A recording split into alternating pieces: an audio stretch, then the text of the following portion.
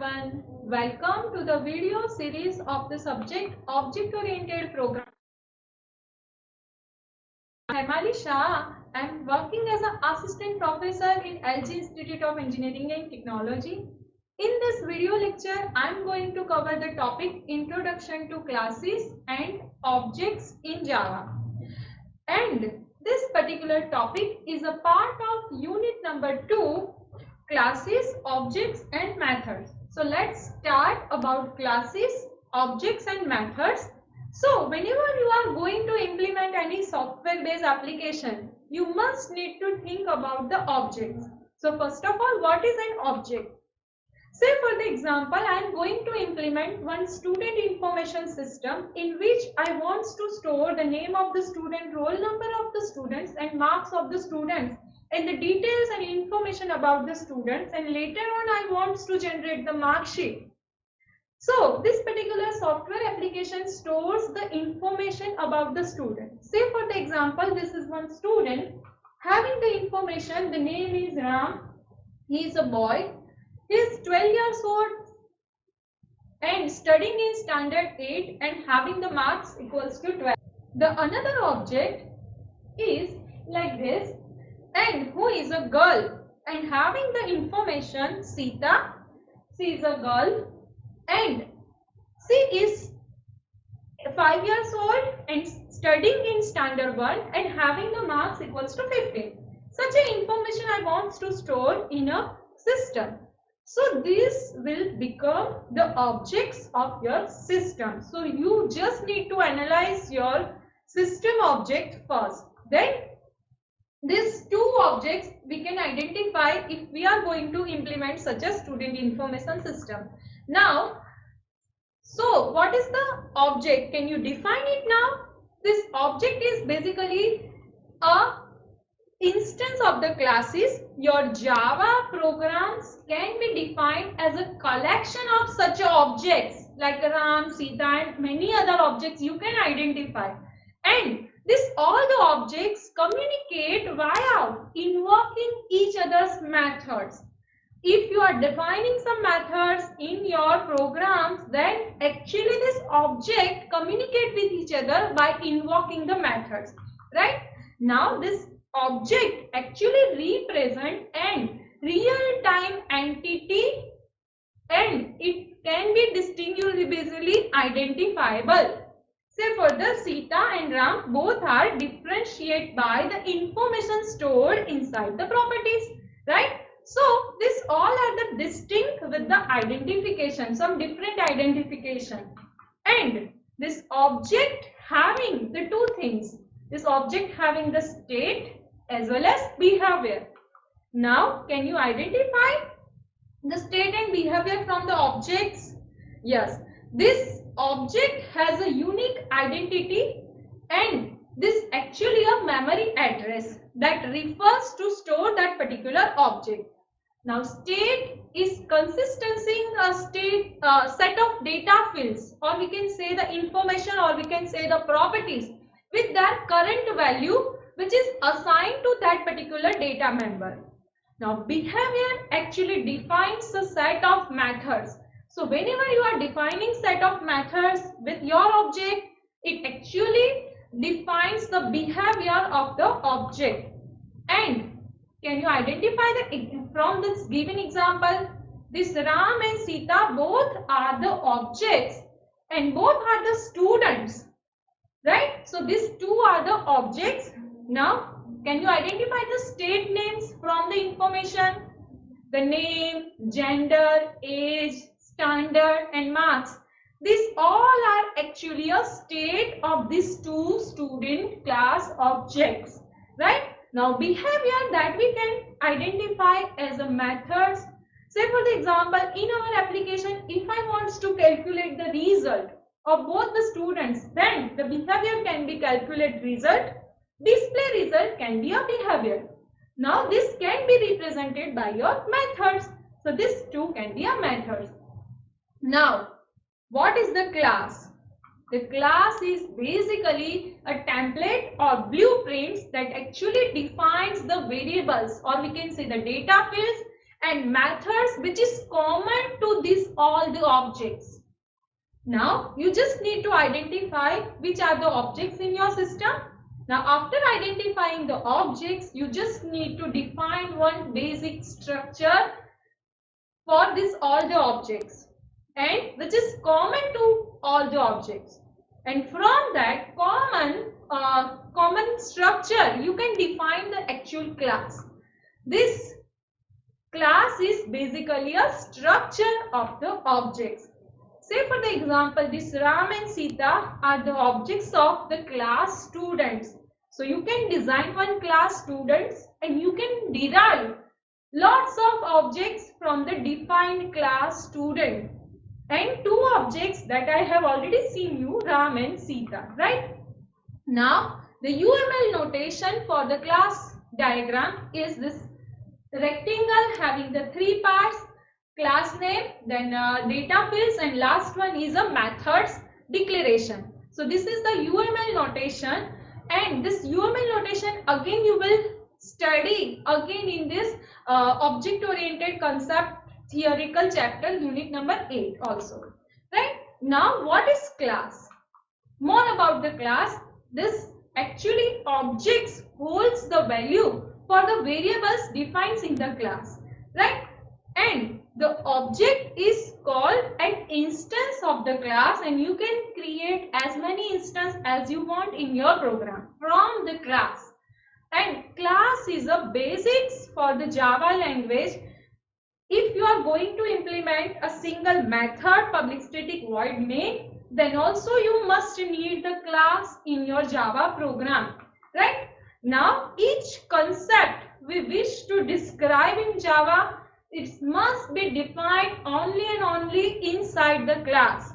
Outside of class you cannot write the single line in Java. So keep in mind, class is a basic thing, right?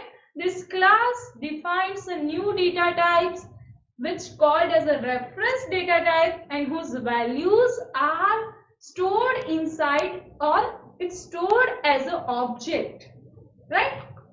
Now think whether it should be a class or it should be a object in your program. So if you are clear with the objects and classes, then you must give the answer for this. Say first is Ganga, Sabarmati and Narmada. What it should be?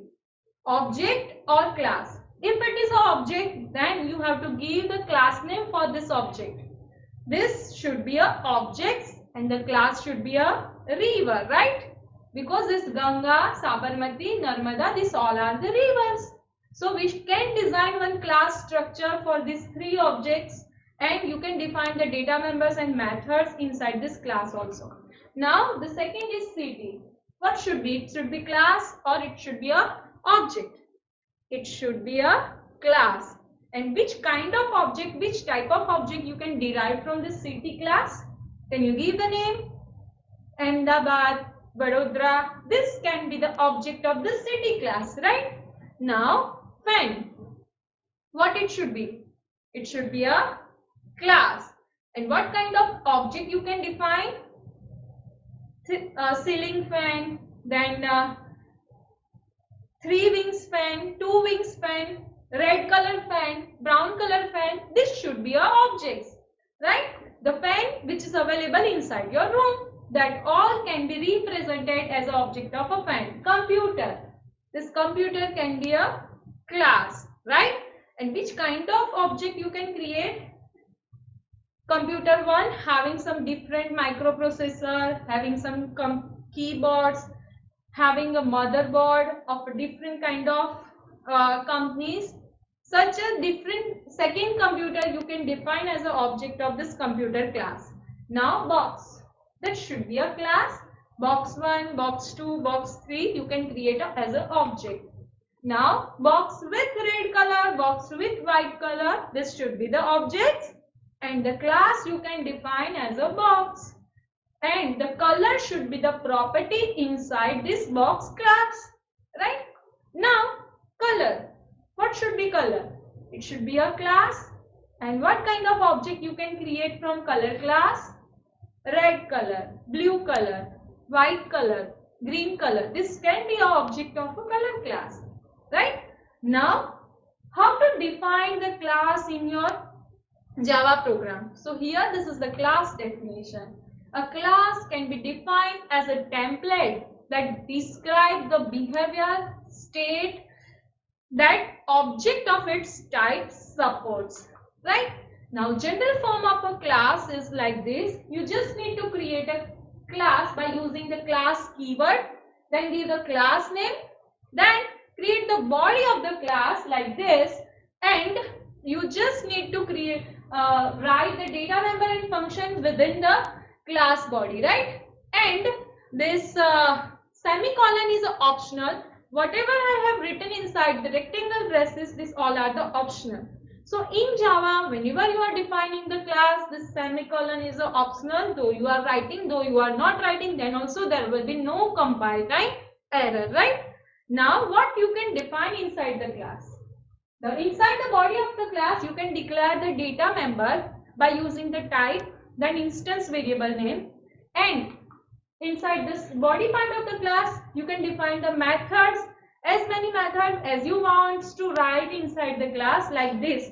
So inside the body of the class, you can define instance variable and the instance functions with the return type and parameter list and body of the methods, right? So this is the basic structure of a class to create a class in your Java program. Now let's take an example to create a class. Say for the example, I want to create the structure for all the student object. For that, I am going to create one source file student.java, and this should be the structure, or this should be a class definition for my student class. Public is an optional keyword. Semicolon is again an optional. This public is an access specifier in the optional keyword. Whenever you are giving public class inside your Java file, your file name and class name should be same as a public class name, right? This thing you have to keep in mind. Again, this access specifier is a optional. By default, it is available as a package public, right? Then this class is a keyword which is used to define the class. The student is a class name. So here our class name is a student. Now how to create the object of the class? An object is created from the class only. The new is a keyword which is used to create a new object from the class. Now 3 steps to create an objects from the class. If your class exists, then you can create the object by using the 3 steps. First is a declaration. Again, this thing is optional. To declare an object, you just declare a variable, its type and the name of the variable that refers to that particular object. Such a thing you have to give. Now, instantiation.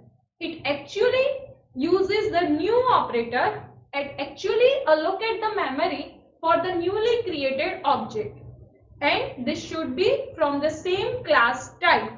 Right? Now in initialization, the new keyword is followed by calling a constructor, and this constructor is basically initialize the data members or property or information to this particular newly created objects. So these 3 are the steps which is used to create the object. Now object declaration in detail. In Java, the classes can be used as a data type. This is the reference data type I have already told you. So the type can be a name of the class like this, right? The classes are reference data types. A declaration notifies the compiler that you will use the name to refer to particular variable whose type is a class type. And the declaration do not create a new object. So keep in mind this thing. You have to use the new keyword to allocate the memory to particular object. So here, this is the same text to declare a variable. First of all, you have to use the type, then variable name, then just put the semicolon. Here the type Instead of this type keyword, you just need to use the class name, and object name you can give by using the variable naming convention rule, right? For the example, a variable is declared to refer to object of type or class student is like this: student, Ram student, student, Sita student. This is the declaration to create these two objects. Student is a class name, Ram student and Sita student both are the objects name, right? Now the value of this Ram student and Sita student is basically pointing to the null value, because you didn't assign the memory allocation to this particular object, that's why, right? So to allocate the memory created object, one new operator is basically used. So here the syntax to create or allocate the memory to newly created object is new, then class name, and parameter is optional. If you are not passing the parameter, then default constructor will be invoked and it allocates the memory to newly created object with the default value. Now this every object is created with a new operator, and the object itself lies in a memory somewhere in the JVM, and it should be in the heap memory area, right? Now one line syntax for the object declaration. You can skip the declaration statement and you can keep both the things together, creation as well as declaration, in a single line by using this syntax: class name, then object name, then equals to, then new, then again you just need to use a class name. So this is the single line syntax, right? Now for our example, you can use the single line declaration as syntax like this: student, Ram students. So whenever you are only declaring, it actually refers to the null value, right? This null value. Now when you allocate the memory by using the new operator, it actually uses the syntax like this: Ram student equals to new, then the class name is student, and parameter you can pass here. We are not passing the parameter, so just keep the brackets.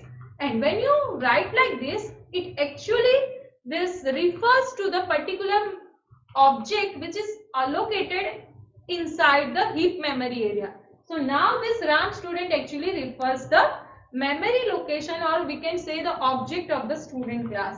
Now this particular syntax you can replace by using the single line that I have already told you: student, then Ram student equals to new student, right? So this is the syntax, single line syntax. Now accessing the instance variable. Now whatever you are defining inside the class, that you can access by using the dot operator. So instance variable and methods both are the part of the class, and that you can access via created objects only. And by using the dot notation with the object, you can access any member as a data or member as a function from the class, right? Now this is used to particular objects members, including attributes, that means data members, and methods, right? And the example, for our example, if I want to access the age and name, then I can only access by using the object. The object name is Ram student and age is a data member, and I'm only assigning the value 18 to the age data member and Ram to the particular name to this object Ram student. So such that by using object and dot operator or dot, you can access the property of the class, right? Now let's we will create this example that actually demonstrate the uses of class and objects. So for in the example, we will create one student class having name, gender, age, standard, marks as a data members, and you have to create two objects with the following values by using the syntax that I have covered in this video lecture. The name you have to give as a Ram, boy, 12 years, age, studying at 8th standard, and marks 12.